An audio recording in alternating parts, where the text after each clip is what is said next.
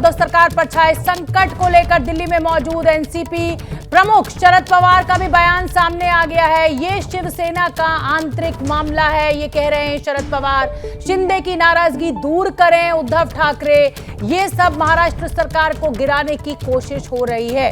शरद पवार जो कि महाआघाड़ी के सूत्रकर्ता कहे जाते हैं, अब उनका बयान आया सामने। ये पिछले 2-2.5 साल में दिस इज थर्ड इंसिडेंट, इससे पहले 2 हुए थे। कुछ बदलाव करना या किसी को वहाँ मौका देना, वो उनका इंटरनल इशू है, जो शिवसेना की लीडरशिप इस पर जो कुछ तय करेंगे इसके साथ हम रहेंगे। मगर मुझे पूरा विश्वास है कि उद्धव ठाकरे के नेतृत्व पर वहाँ जो गवर्नमेंट चला है, इसमें कोई बदलाव करने की आवश्यकता हमें व्यक्ति नहीं। तो महाआघाड़ी सरकार के सूत्रधार हैं शरद पवार, जो इस समय कह रहे हैं कि भाई ये शिवसेना का अंदरूनी मामला है और अगर एकनाथ शिंदे नाराज हैं तो उन्हें मनाइए, ये जिम्मेदारी तो उद्धव ठाकरे की है। और इसी बड़ी खबर पर अपडेट और चर्चा के लिए हमारे साथ 4 संवाददाता मौजूद हैं। मुंबई, दिल्ली और अहमदाबाद से जुड़े हुए हैं हमारे ये संवाददाता। मुंबई से जितेंद्र दीक्षित और रौनक कुकड़े, अहमदाबाद से रौनक पटेल, दिल्ली से नीरज पांडे हमारे साथ जुड़ रहे हैं। जितेंद्र दीक्षित, मैं आपका रुख करना चाहूंगी। शरद पवार ने तो एक तरीके से अपना पल्ला झाड़ लिया और कहा है कि भाई ये अंदरूनी मामला है, आप खुद संभालिए। अब उद्धव ठाकरे क्या करेंगे? विधायक दल की बैठक में तो संख्या बहुत कम थी विधायकों के पहुंचने की। जी हाँ, ये बात सही है। शरद पवार एक तरह से पल्ला झाड़ते हुए नजर आ रहे हैं इस पूरे मामले से, लेकिन मैं आपको बता दूं कि इस पूरे मामले के केंद्र में भी वही नजर आते हैं, क्योंकि एकनाथ शिंदे के खेमे से जो जानकारी मिल रही है वो यही है कि एक तरह से जब ये सरकार बनी तो जो सारे अहम मंत्रालय थे वो शरद पवार की पार्टी ने ले लिए और सत्ता का रिमोट कंट्रोल भी शरद पवार के पास में ही था। और शिवसेना के जो लोग मंत्री बने हैं उनके साथ में एक तरह से सौतेला व्यवहार किया जा रहा था, उनके पर कतरे गए, उनको फंडिंग नहीं मिल रही थी। तो इस जैसी तमाम नाराजगियां थी। इसके अलावा शिवसेना के बीच अंतर्गत नाराजगी भी थी। शिंदे का ये कहना था, एकनाथ शिंदे के खेमे का, कि आदित्य ठाकरे का वर्चस्व बढ़ रहा था और उनके अधिकार कम किए जा रहे थे, तो ये भी नाराजगी का कारण माना जा रहा था।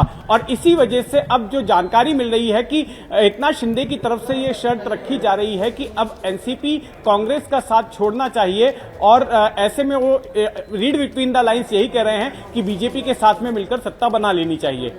ठीक है, आप बने रहिए। और रौनक कुकड़े में आपका रुख करना चाहूंगी। जैसा कि जितेंद्र दीक्षित कह रहे हैं कि भाई एकनाथ शिंदे की जो शिकायत थी वो ये कि एक तो आदित्य ठाकरे का वर्चस्व बढ़ रहा है, दूसरा जितने मलाईदार मंत्रालय हैं वो सारे के सारे एनसीपी रखकर बैठी हुई है। तो क्या आपको लग रहा है कि उद्धव ठाकरे इन शर्तों को मानते हुए या कोई बीच का रास्ता निकालते हुए सुलह कर सकते हैं एकनाथ शिंदे से? शरद पवार को मना सकते हैं कि कुछ बड़े मंत्रालय जो है वो एकनाथ शिंदे एंड ग्रुप को दे दिए जाएं?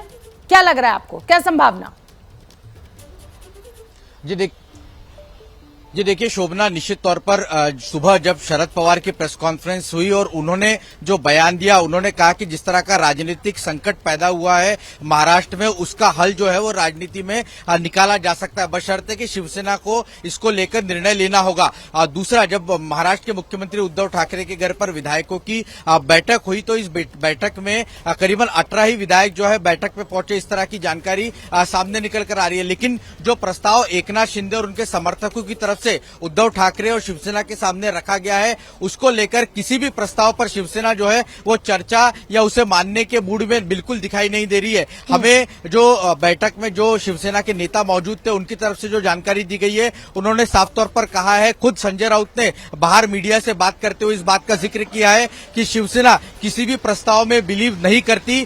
शिवसेना आदेश पर काम करने वाली पार्टी और ऐसे में अगर पार्टी के प्रमुख कोई फैसला लेते हैं तो वही हम लोग के लिए आखिरी फैसला होगा। अगर एकनाथ शिंदे को किसी भी तरह की कोई बात करनी है तो उन्हें मुंबई आकर पार्टी अध्यक्ष उद्धव ठाकरे से बात करनी होगी, ना कि किसी के जरिए कोई प्रस्ताव बेचकर। जी बिल्कुल ठीक है, आप बने रहिए रौनक कुकड़े। रुक करना चाहूंगी नीरज पांडे का। नीरज पांडे, आप जानते ही हैं कि जब से शिवसेना और ये महाआघाड़ी सरकार बनी है तभी से बीजेपी के ऊपर ये आरोप लग रहा था कि भाई ये तो गिरा के मानेंगे, और अब ऐसा कुछ होता हुआ भी दिखाई दे रहा है। लेकिन एक दल बदल कानून भी है।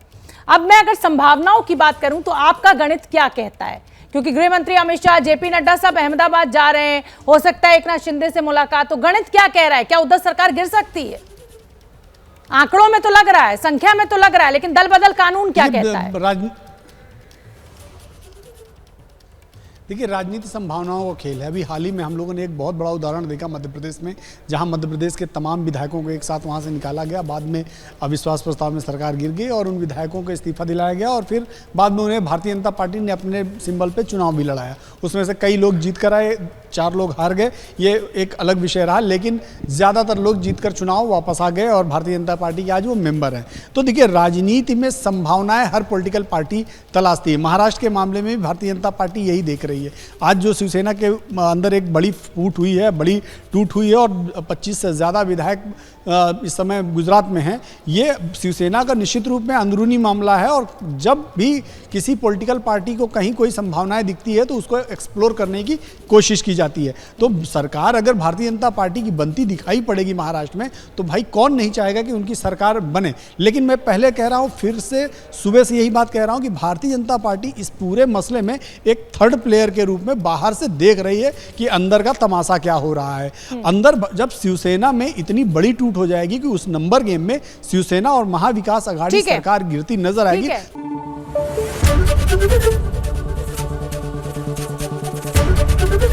एबीपी न्यूज आपको रखे आगे।